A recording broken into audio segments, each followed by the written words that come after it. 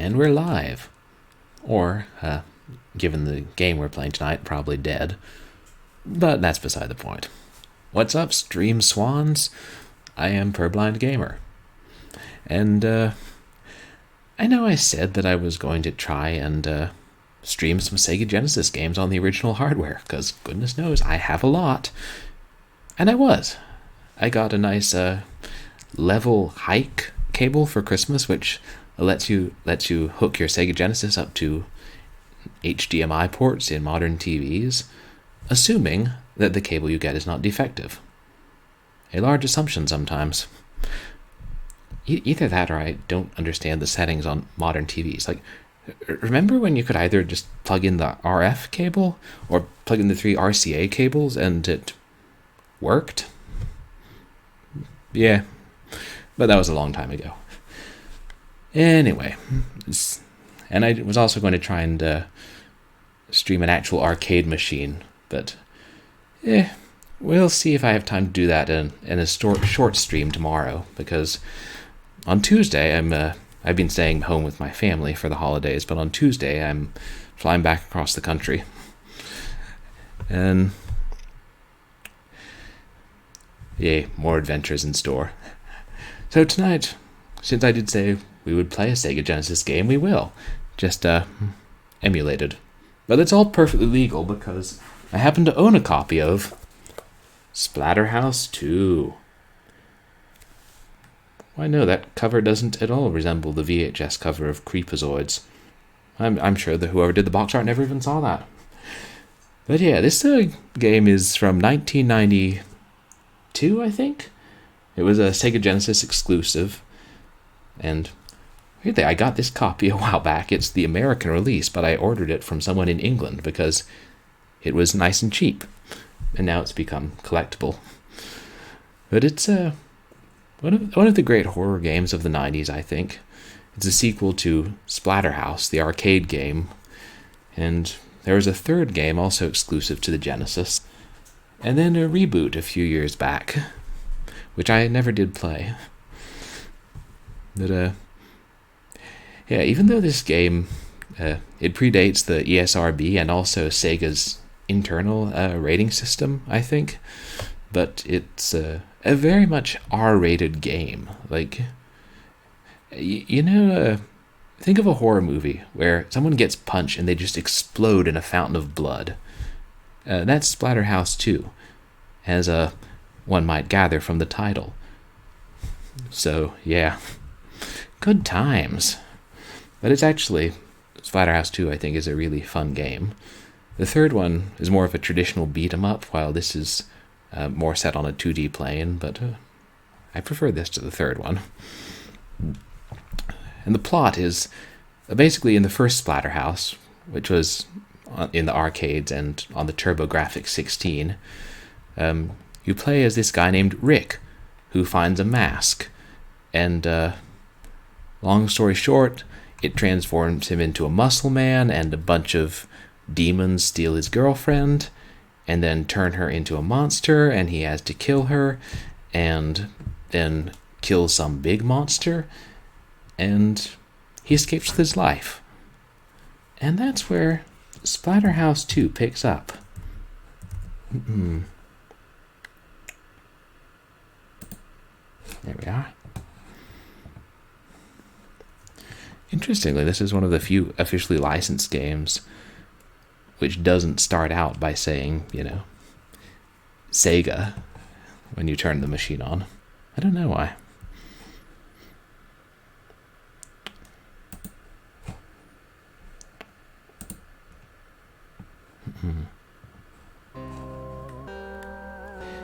It's been 3 months since your escape. Haunted by guilt, tormented by nightmares of Jennifer's screams, and the infernal temptations of the mask.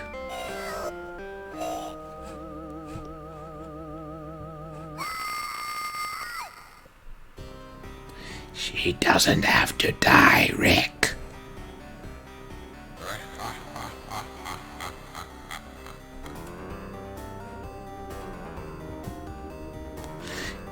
We can save her.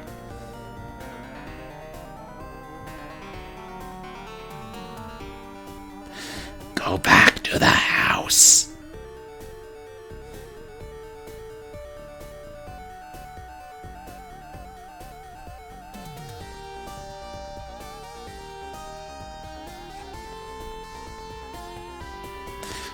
This game's got great atmosphere.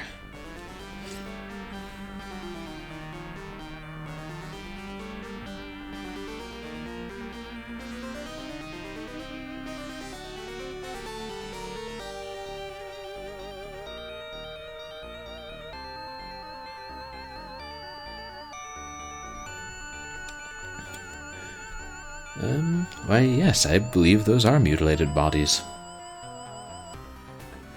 Severed heads.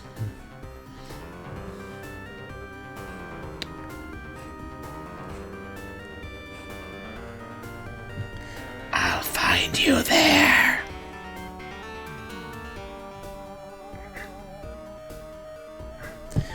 Only I can give you the power.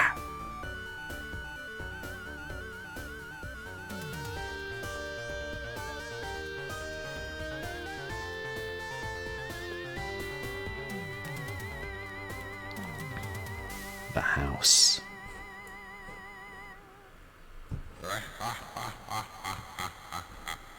You need me. Splatterhouse 2.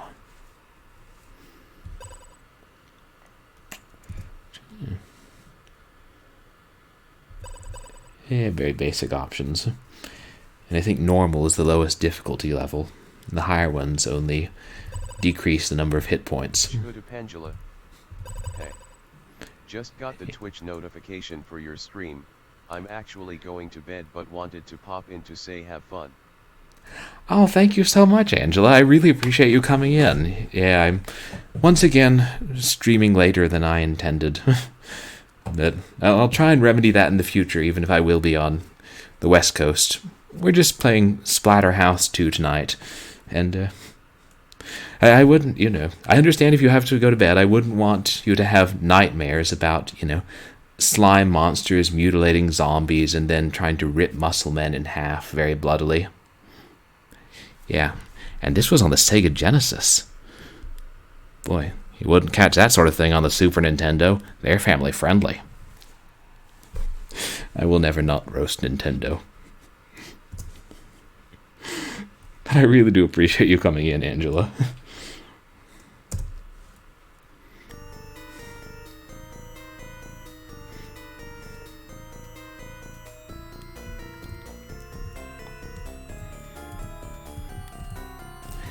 Angela. Ha ha ha, I appreciate your concern. Good night.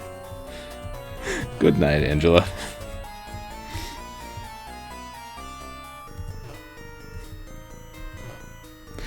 So yeah, you guys can see what I'm saying about the graphic violence.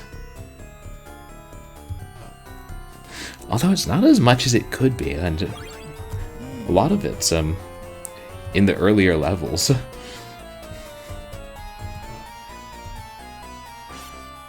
Ooh, dead guy got eaten alive by worms. Dragon worms? You can also do this sliding move. Batter up.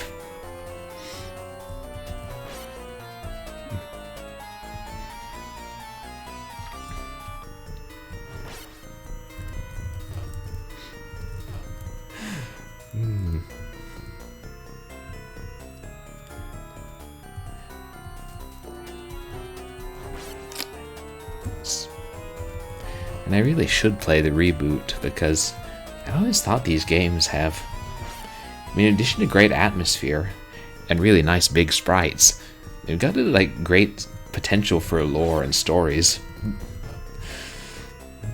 Like in the manual, there are, letters between doctors, like an old-time doctor who was researching the Terror Mask, writing to a colleague. One zombie ran away, but I got the other one.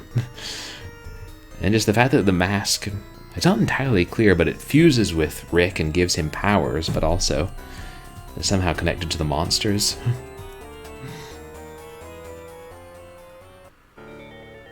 Cutscene time.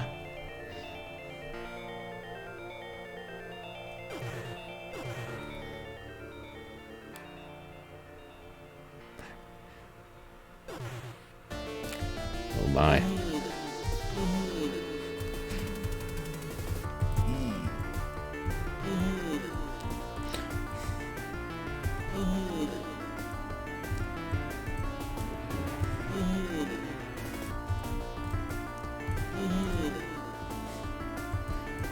I can't remember it. Oop, I'm not getting near you.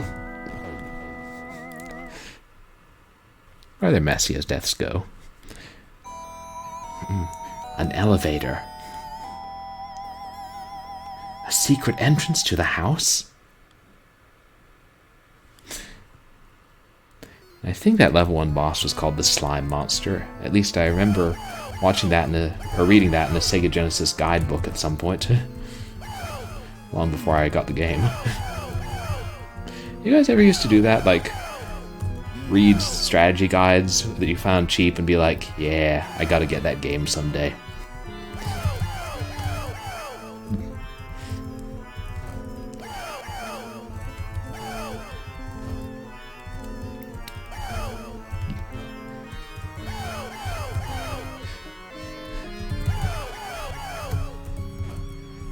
I don't know what those things are, but they're very noisy and their blood is not very well contained, if you take my meaning.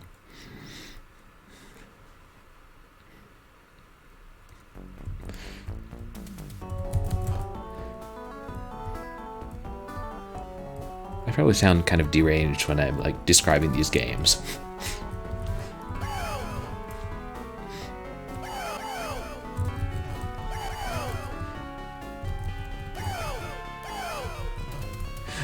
They do have some pretty creative monsters, like unlike some horror games which, yeah, just go with your old standbys. This is like, what unnerving beasts of the underworld can we devise? Ooh, extra life.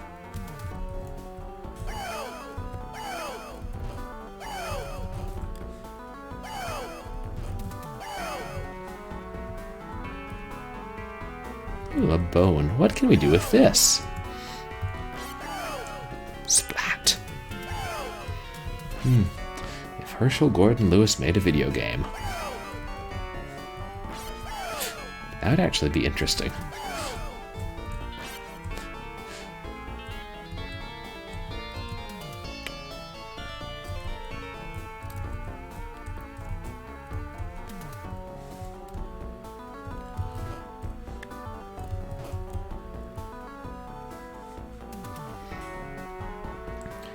Yeah, real smart, Rick. Just, drop the weapon because you had to take a step down. Like, not like you're going to need it for a boss fight anytime soon.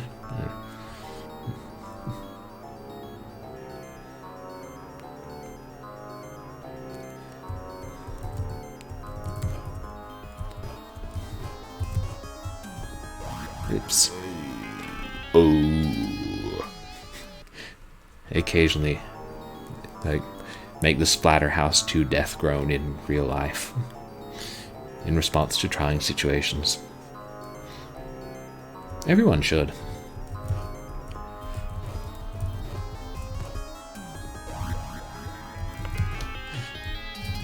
Oops. Check out some of the detail, like just the slime or whatever moving through his veins.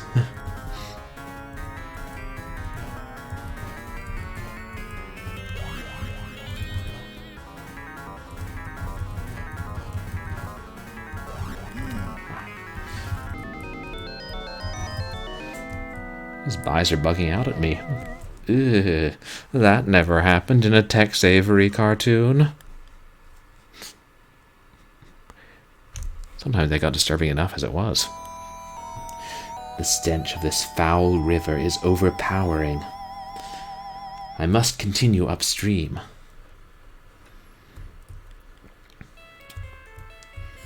I guess the water flows from the house or something. Note to self, those giant, skinless, long-armed, screaming blood beasts can't swim.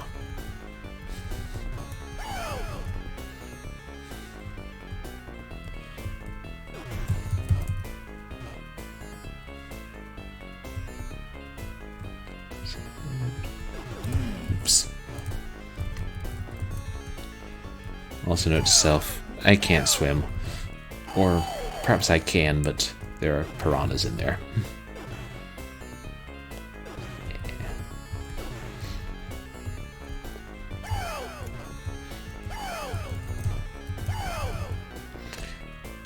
I really do like the gameplay. Like, it still feels pretty original. Type of, like, platform hand-to-hand action.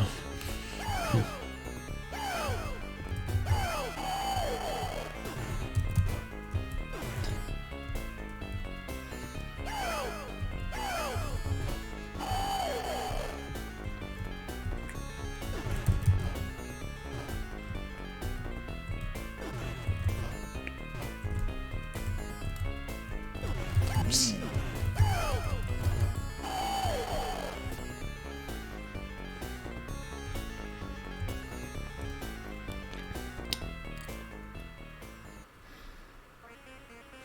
Oof. Gremlins. I mean, I think that's what those little thingies are. I mean, not those are garden shears.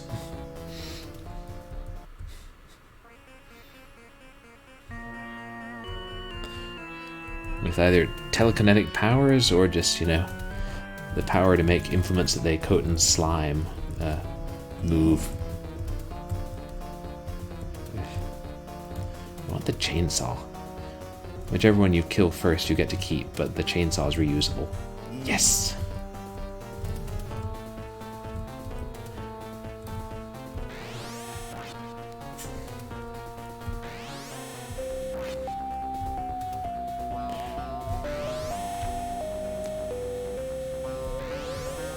I forgot how quick this game sometimes goes. Like, this is the third boss already.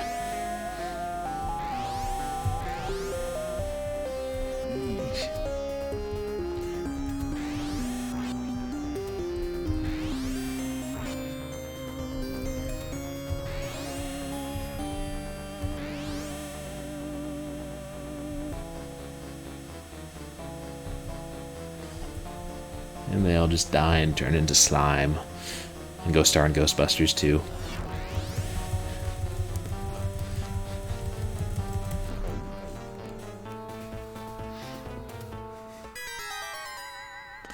Well, there goes our MA13 rating, if it had been invented yet. I see a building on that island. It's the house!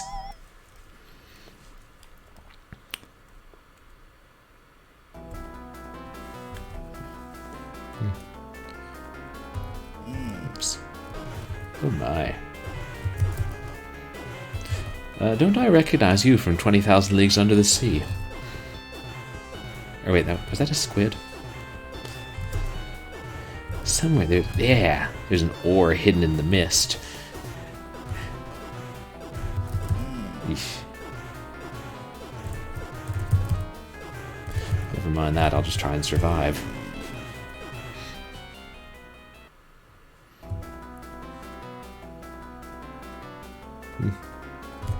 Yeah, the game's not easy, but it's pretty fair. On normal difficulty. And you do get unlimited continues and nice passwords. There.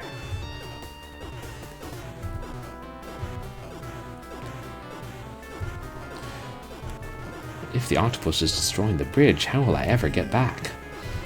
Ah, well. We'll worry about that another day.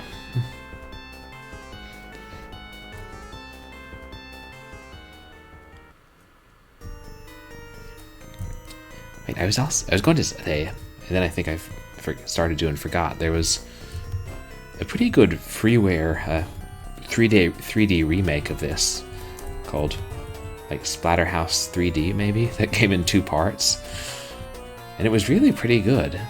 And the graphics, I think they were mostly ripped from the 2D games, but really, looked pretty good. It was a Wolfenstein style 3D engine, and like mostly hand-to-hand combat, which doesn't always work in first person, but it did. Yeah, these little tormented souls don't actually hurt you, but they mirror your controller.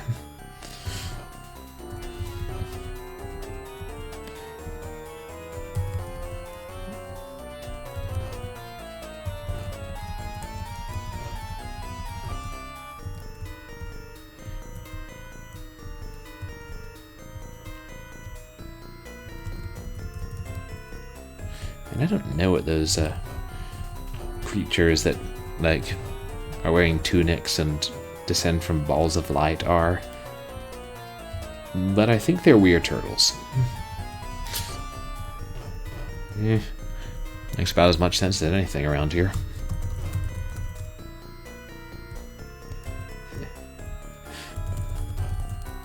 Oh yeah, you have to just go back and forth to shake them off.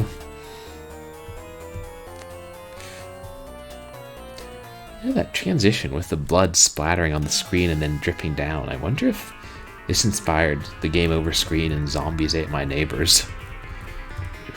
This guy. Again, I don't know what he is, but he looks... I don't know, his eyes look vaguely insect-like, and I think he's got a proboscis. He keeps sticking out at me. How wooed.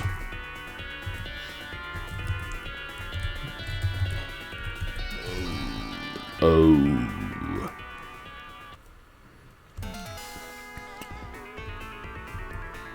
Come on, little thing.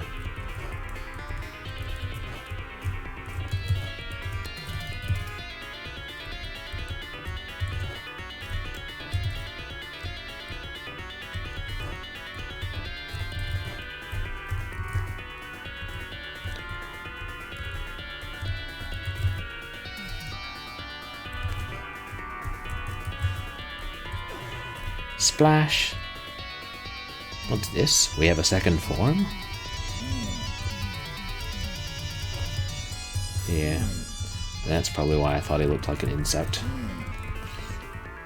Gosh, what is the strategy for this? Obviously I haven't played this in a while. Oh, maybe this is it. Nope.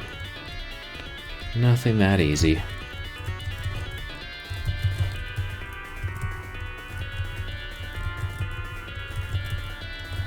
Come on, Spider Boy. And see, that's a shockingly unbloodied death. Just little mushrooms of smoke dissolve his body. Jennifer must be somewhere in there.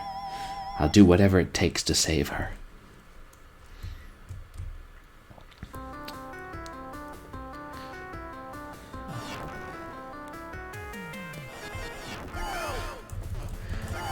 Now, when you say whatever it takes, Rick, does that include, like, decapitated elks vomiting on you? Because I can totally see that happening when you're done, like, killing the crawling hands.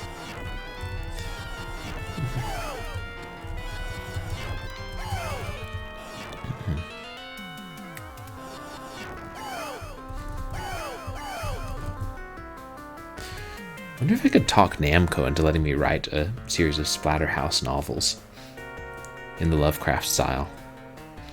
That'd be cool. Yep, vomiting elks, what did I tell you? Fortunately, I found an old hunting rifle. It's super effective.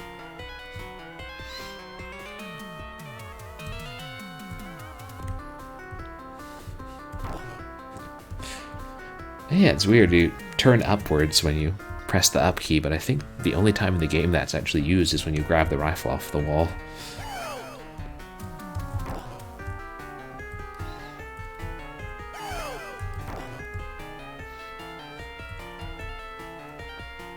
If you time it just right, sometimes you can make their disembodied legs jump up to the ceiling.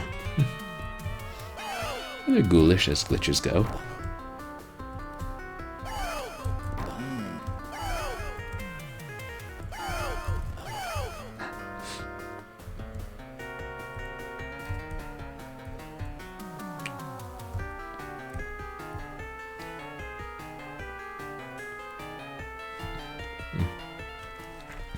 There's an unspoken rule that one does not bring guns into the library. I mean, if we did, and we didn't follow the rules, we'd be no worse than these disembodied hands.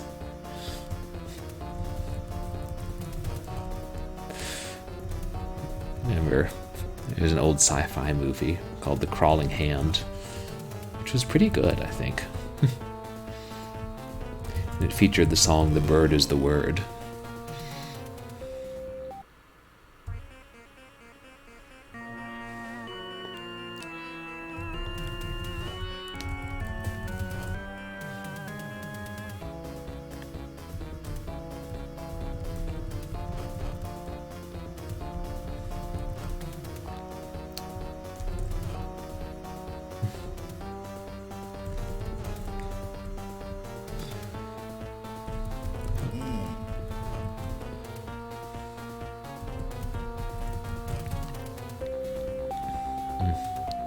I'm not playing very carefully. I'm probably going to lose a continue shortly.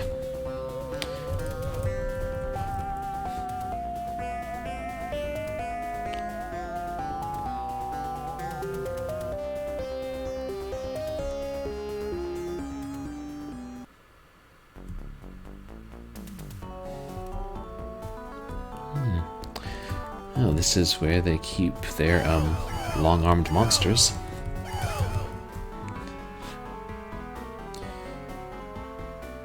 I could keep fighting them, or I could just jump into a pit. I think it's easier this way.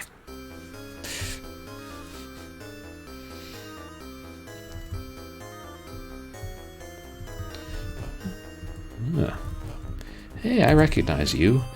You're that ball of light from stage 3.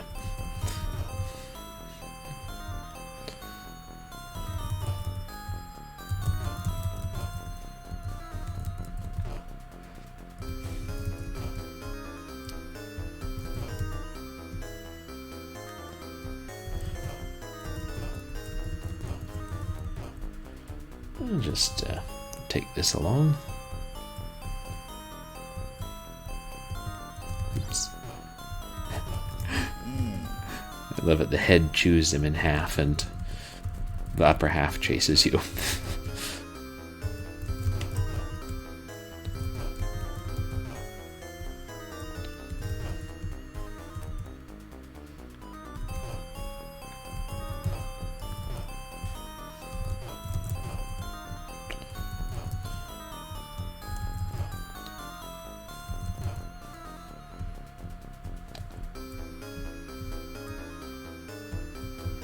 Don't trust those eyeballs.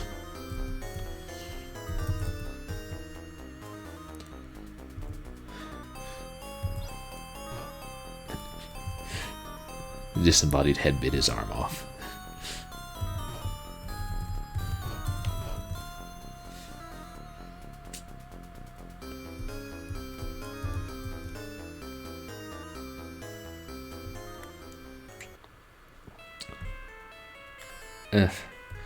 The sewer level, or whatever it is. I don't really know. Or what those oozy fellows are.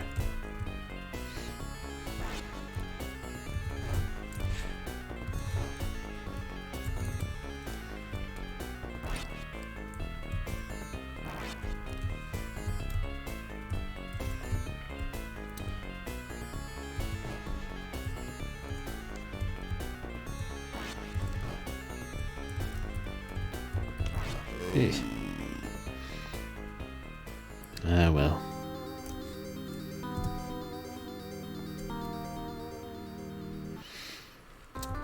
Imbued with immortality by a haunted mask, I'm not going to give up quite that easily.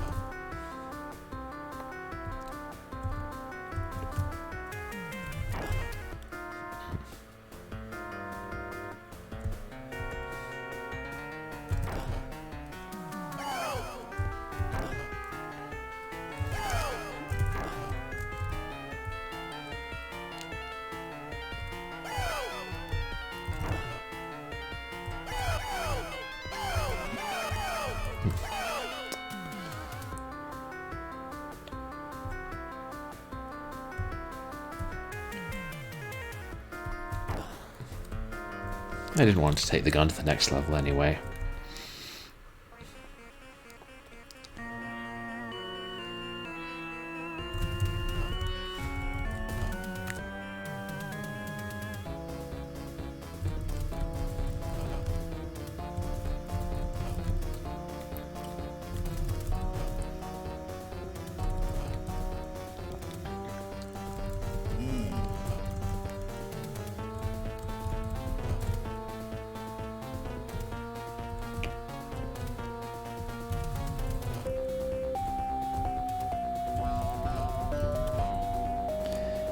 The way they dissolve like into blood that, or I assume it's red, but it doesn't stick around, whatever.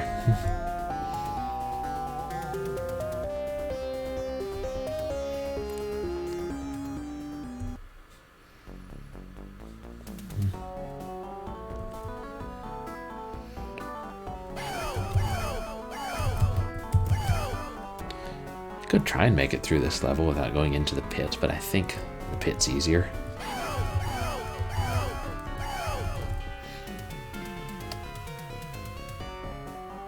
I'm feeling bold.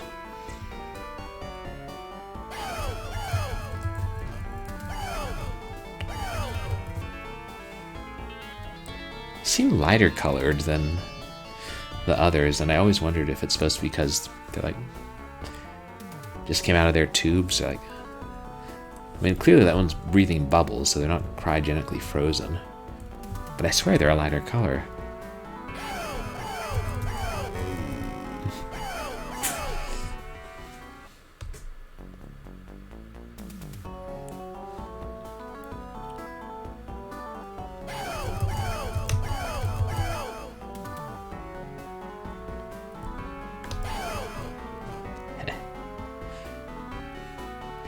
Slide move isn't easy to execute. It's like you press down and forward and attack just the right moment as you land from a jump, right?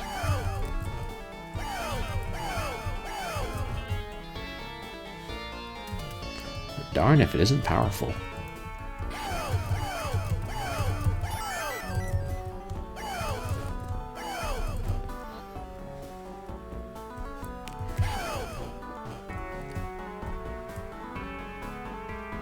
Yeah.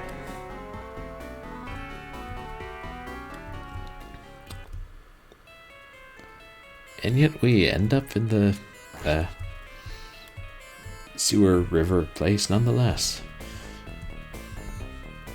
I'm not sure, but I think this house's geography is not entirely consistent, which makes it extra scary. Hey, he just turned around. What the hell? You can't do that.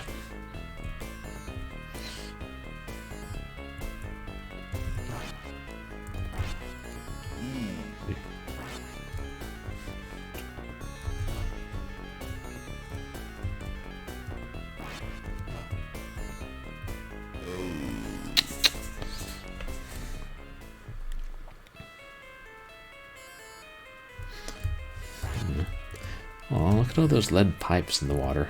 I want to grab one and hit people with it. And by people, I mean vaguely half-humanoid blobs of slimy ooze that don't mix with water.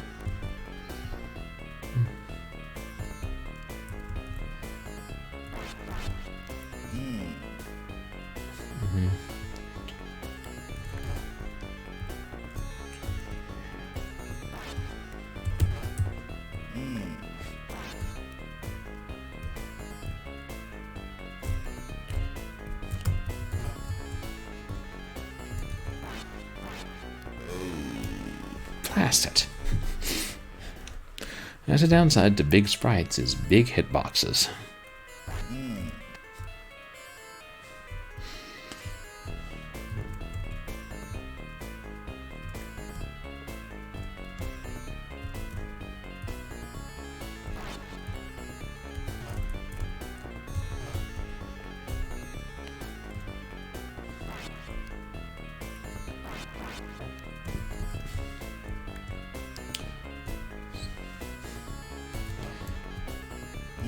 If they're spitting part of themselves at me, I wonder if they'll eventually run out. You know, assuming this is realistic.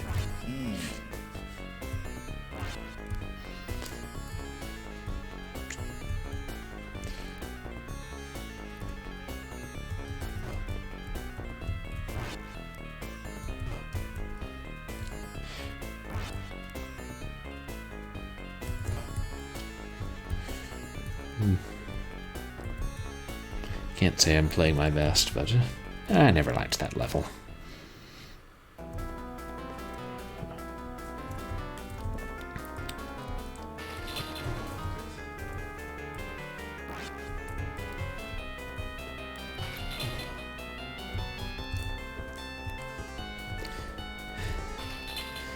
I'm not sure, but I read speculation that this boss is the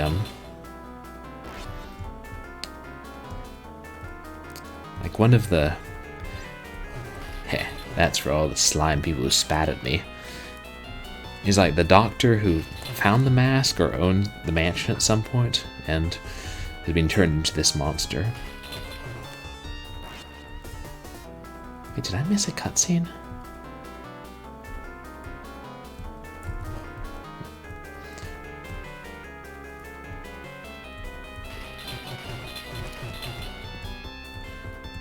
I could throw a bottle at him, but I'd rather kill his slimy friends.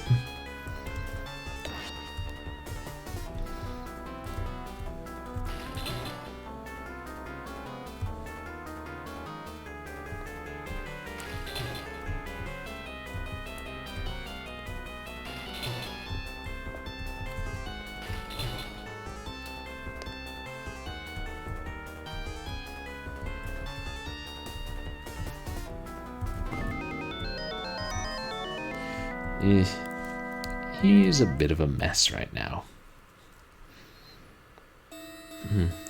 The secret to the gate must be in the diary.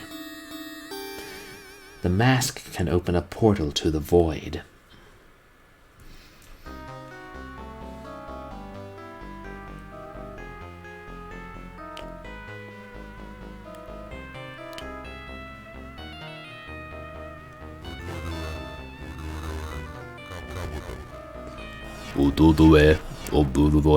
Cob, cobble, cob. I don't know what language that is. It's Jennifer's spirit.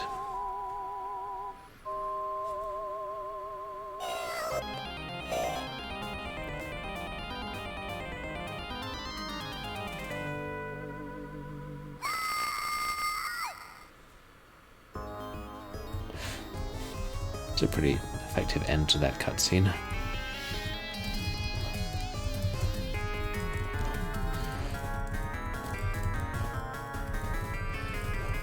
Yes, we've opened the portal to the void where dark beings lurk, but it's guarded by disembodied heads and hands.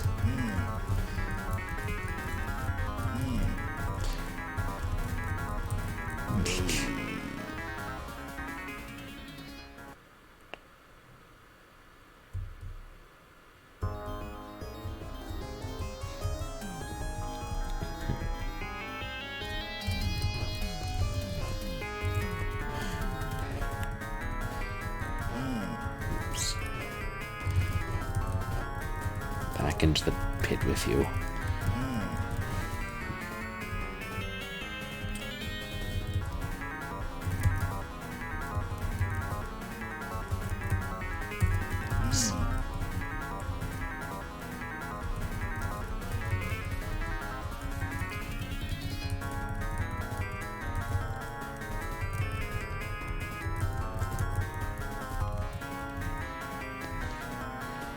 Hey, Mr. Three Brains.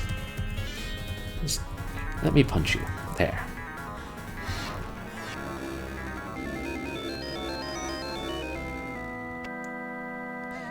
Don't know where that bloody, vaguely alive looking mass of things was, but it's not blocking the pit anymore. As I step into the portal, the void pulls me in.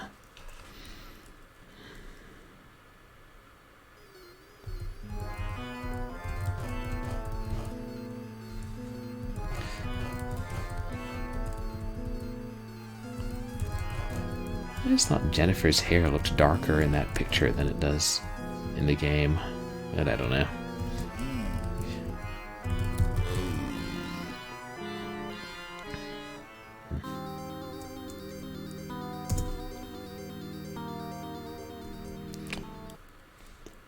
Okay, this time we'll make it into the void.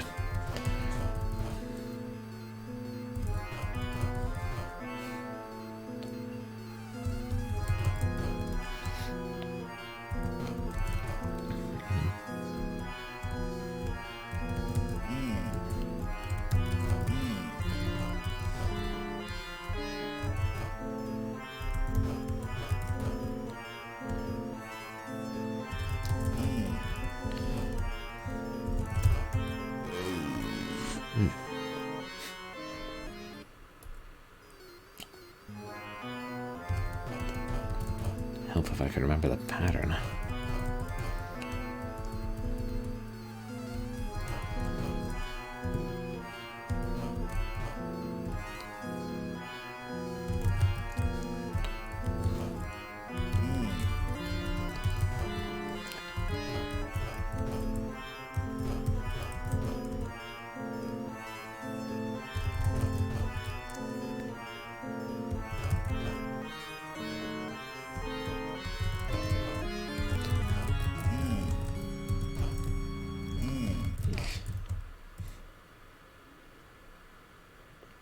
I feel like any harder than that, and it would be pretty tough, but that's, I mean, fairly reasonable.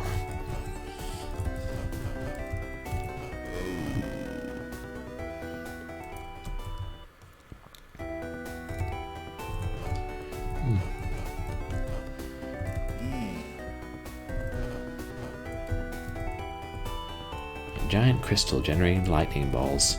Let's punch it. I mean, either that or kick it. It's not like Rick has a whole lot of options here.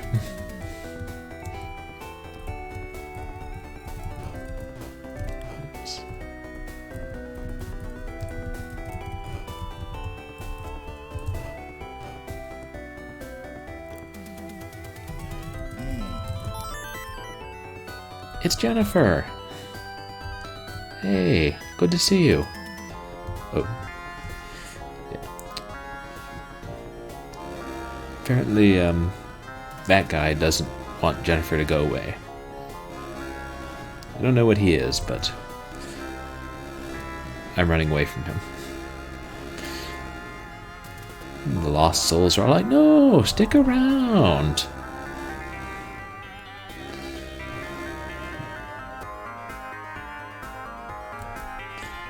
What a neat shimmering, not shimmering, but ever-changing effect they have on him. And the mask reopened the portal. The house is collapsing. Let's get out of here. But that thing that was blocking the pit, it's still out there somewhere. Yeah, that's smart, Jennifer. You stay up on that other plane where the blocks don't fall. I'd join you, but, you know, tunic turtle demons.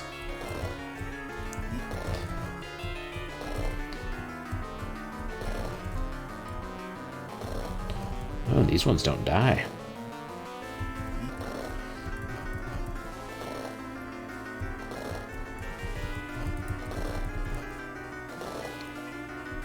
I stand right here, am I safe? One can only hope.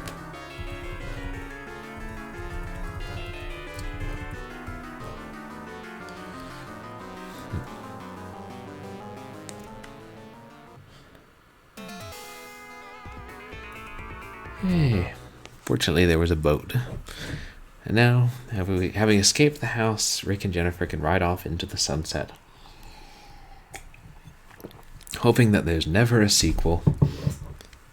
And they've seen the last of these monsters, and that mask fused to Rick's head.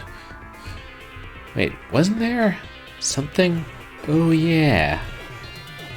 I remember you. And now you spit what appear to be very sharp carrots at us. Out of your eyeball, no less.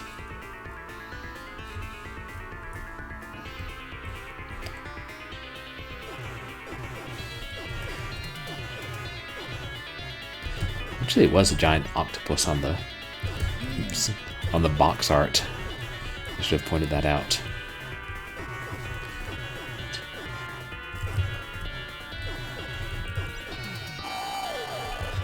You have to hit him. I think it's his eyeball. I'm not entirely certain.